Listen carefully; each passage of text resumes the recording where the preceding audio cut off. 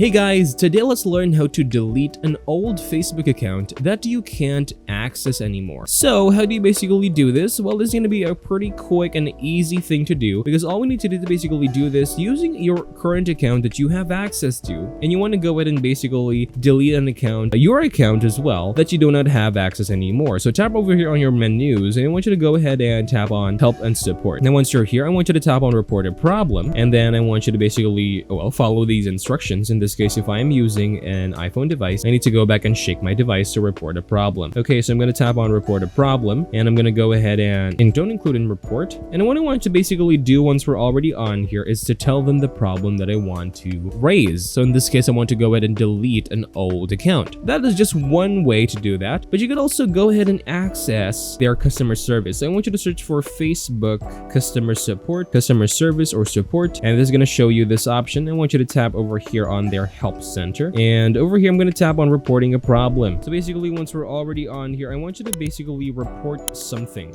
So I'm going to go on here, and then basically I'm going to use this and actually use my support inbox. So I could basically use my support inbox by going over again on my menus and tapping on support inbox. And once you're already here, as you see, you can basically see my other reports or reports about others.